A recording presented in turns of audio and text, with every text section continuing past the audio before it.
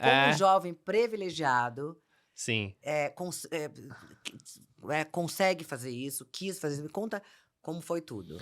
Bom, como você falou, me chamo André Soler, sou É. formado em cinema na FAAP. Olha. E na faculdade, eu sempre gostei, fui fazer faculdade de cinema porque eu sempre gostei muito de fotografia, de imagem, sempre foi minha paixão. E eu trabalhava numa igreja nessa época, Gente. na Igreja Batista da Água Branca, que minha família sempre me incentivou a ir para a igreja. E nessa igreja, um pastor propôs para que a gente saísse pela rua, os adolescentes, e fotografassem tudo que era invisível na cidade de São Paulo.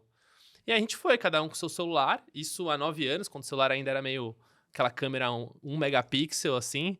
E a gente foi, saiu pela Paulista e fez várias fotos.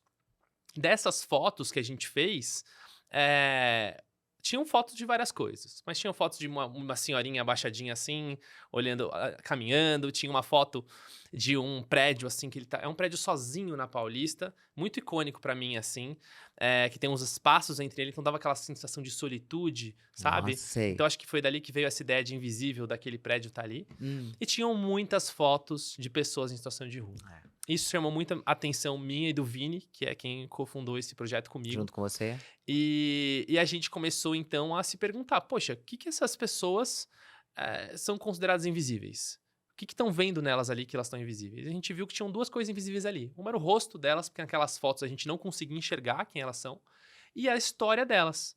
Então, dessa curiosidade de dois adolescentes, a gente então falou, pô, e se a gente começasse a ver essas histórias, conversar com essas pessoas e colocar nas redes sociais? Mas isso nas redes sociais quando não era o que é hoje, assim. Era um lugar vazio. Há 9 anos atrás. 9 anos atrás, não Não era existia assim, ads, não existia esse status todo que se tem. E a gente decidiu começar, o Instagram nem tinha ainda, era Facebook. Então no Facebook a gente começou a fazer isso. Bom, a gente começou a ver que as pessoas começaram a se engajar no que a gente estava contando, nas histórias que a gente estava contando. Porque ali sempre tinha uma história. O rosto de uma pessoa em situação de rua é a história dela, o rosto e a história. E a gente começou a aprender também sobre essa causa, né? A gente começou a entender que cada um era único e cada um tinha uma vivência diferente. E a história deles, ela mostrava o porquê aquela pessoa estava ali. Então não era mais alguém que a gente chamava de morador de rua, mendigo. A gente começou a chamar essas pessoas pelo nome. Então o Carlos, o Antônio, a Maria. E a gente começou a saber quem eram as pessoas. E até antes da pandemia, a gente passeava, às vezes, assim, pela Paulista e ficava cumprimentando o pessoal, porque a gente conhecia mesmo, né? E o projeto começou assim. Passou um tempo, a gente começou a ser muito procurado pela grande mídia para contar mais essas histórias, porque os jornalistas também tinham muito... Nossa, eu sou jornalista, eu tenho uma curiosidade. Então, começaram assim, pô, que eu também quero saber essas histórias, como é que vocês fazem isso e tal. E a gente, então, começou a ganhar mais seguidores, começou a ganhar mais relevância, e a gente fez a nossa primeira ação social. E a nossa ação social foi o Natal Invisível, uma ação que a gente fez para uma ceia para 1.000 pessoas em situação de rua. Olha. A gente fechou uma rua próxima da Cracolândia, e aí montou uma mesa, assim, que nem essa daqui, né, umas várias mesas dessa. A gente decorou essa mesa de Natal, e nessa decoração... tinha ali um prato para eles comerem, um prato bonito com suplá, sabe? Olha. Pra gente levar dignidade. Desde o começo, quando a gente foi sendo impactado por essas histórias, a gente viu a importância de se humanizar, né? E deles se sentirem valorizados. Então, a gente fez essa primeira ação e o projeto começou a crescer, assim. A gente foi fazendo várias ações sociais. Hoje as nossas duas principais ações é o Natal Invisível e o Inverno Invisível, que é uma ação que a gente está fazendo agora. Isso é importantíssimo. Que o inverno é uma época muito forte em São Paulo. Só nesse ano agora a gente teve 10 mortes que a gente computou. E a nossa meta é que as pessoas não morram no inverno, né? Esse é o nosso objetivo.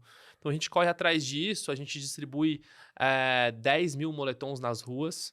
Já teve ano que a gente distribuiu 15.000 moletons, depende muito do inverno. E são moletons que a gente manda fazer, assim, a gente chama uma confecção, produz esses moletons para eles. Porque essa é uma forma deles receberem algo novo, se sentirem, poxa, caramba, isso aqui foi feito para mim, sabe? E é diferente, né? Quando você recebe... Quando você recebe um presente novo, você recebeu um presente que já foi usado. Você compra alguma coisa nova. Então, para eles também é diferente. Então, isso foi, assim, mostrando que cada um desses detalhes, sabe, a importância que a gente dava para esses detalhes causava um grande impacto social. E daí também veio o nosso. Hoje a gente já faz essas duas ações, a gente já faz há 9 anos, né? Todo ano, então. Todo ano tem inverno. Então, nesse inverno, a gente já distribuiu 70 mil itens. Nossa. 70 mil itens a gente já distribuiu na rua. Se não fosse a SP Invisível, 70 mil itens, então escova de dente, pasta de dente, preservativo, absorvente para as pessoas que menstruam. Que mais? Papel higiênico, Olha. desodorante, um moletom, uma sacolinha. Então, no total, já foram 70 mil itens distribuídos. E a gente vem crescendo essas ações, cada vez causando mais impacto, né? Essa é uma ação que a gente vai encerrar com ela no final desse mês. O inverno, né? E a gente está no dia agora, né? Entrando em junho, julho. A gente está em agosto.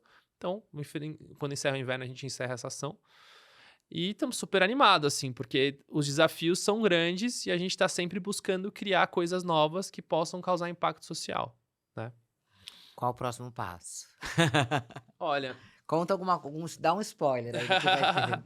a gente tá com uma iniciativa Hum, agora que é um hub de dados. Então a gente está desenvolvendo, a gente está coletando todos os dados da população em situação de rua e a gente quer construir um hub, um painel de dados em que a gente consiga justificar nossas iniciativas. Então a gente tem algumas iniciativas que a gente teoricamente tem o porquê a gente faz isso, mas nem todas as nossas iniciativas têm uma justificativa. Então por que vocês estão indo nessa região? Por que vocês estão fazendo essa ação? Por que vocês estão fazendo isso?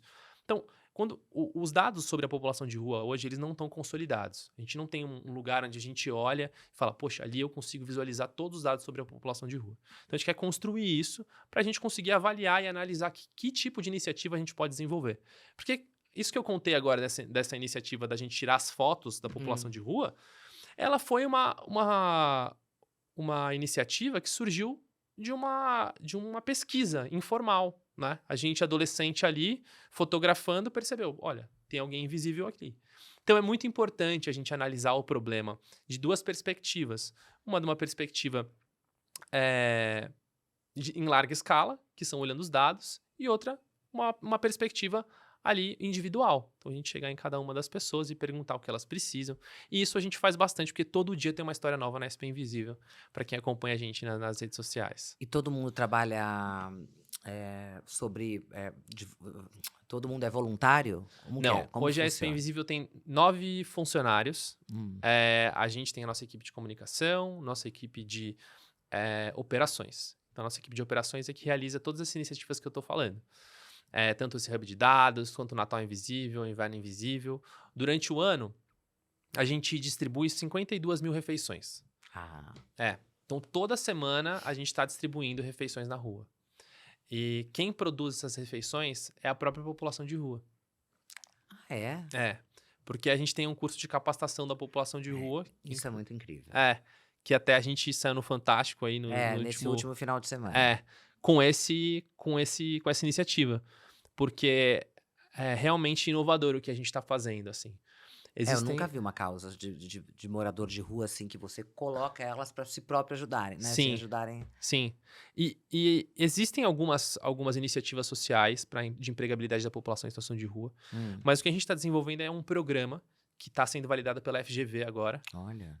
E esse programa, a gente tem uma série de processos para a gente conseguir ajudar a população de rua. Não é um desafio grande, não é uma tarefa fácil conseguir reinserir pessoas em situação de rua no mercado de trabalho. Então, a primeira coisa que a gente faz é selecionar as pessoas em situação de rua com um perfil com potencial para serem inseridas no mercado de trabalho. Então, a gente não pega uma pessoa que está em qualquer condição.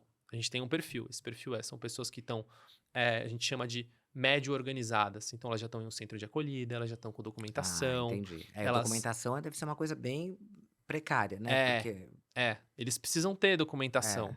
Então, já estão com documentação, já tem algum vínculo com algumas pessoas, então já estão um pouco mais caminhando nessa direção de se organizar, porque a organização é um critério que a gente utiliza bastante para entender qual é o estágio que essa pessoa se encontra, porque a rua ela acaba desorganizando, né, as pessoas. A gente não tem uma estabilidade, né? Quando uma pessoa que mora na rua, alguém pode passar a roubar as coisas dela, ela nunca está protegida. Então, a gente busca essas pessoas que tenham essa característica dentro dessa iniciativa. E aí a gente, então, convida elas para estudarem com a gente num curso de capacitação numa cozinha. Então, nessa cozinha, elas aprendem ali a cortar cebola, elas aprendem a manusear a carne, elas aprendem na panela fritar, e aprendem várias coisas. Inclusive, eu estava na cozinha, eu fiz uma aula. Fez? Foi muito Jura? legal, foi muito legal. Com eles. Com eles. Eles máximo, estavam ali, gente. eu falei, pô, eu vou fazer uma aula com vocês. Deve Aí ser uma alegria, né? muito legal, muito legal. E na nossa primeira turma, a gente teve 15 pessoas que entraram pro curso. 12 dessas 15 pessoas finalizaram o curso, tá? 6 pessoas estavam prontas para o mercado de trabalho. As pessoas estavam preparadas, realmente essas daqui, elas estão dispostas e elas estão preparadas para isso. Então, essas 6 pessoas, a gente inseriu elas no mercado de trabalho. A gente tem as nossas empresas parceiras. Inclusive, a gente está procurando mais empresas, mas a gente tem nossas empresas parceiras. E elas, dessas 6 pessoas, 4 já estão morando numa casinha. Então, olha, gente, realmente conseguir reinserir essas pessoas na sociedade. Depois que elas são capacitadas por 2 meses, não acaba aí o que a gente faz. A gente acompanha as pessoas com um sistema de RH compartilhado junto com as empresas. Então, a gente quer garantir que essa pessoa está trabalhando, de que ela está desempenhando, de que ela vai gerar, vai estar emancipada, né? Então, a gente quer que essa pessoa saia da rua, realmente. A gente não quer só computar, empregamos pessoas, sabe? Pô, entendi. A gente conseguiu empregar tantas pessoas. Não, a gente quer que elas sejam emancipadas. Isso é o diferencial que a gente quer chegar.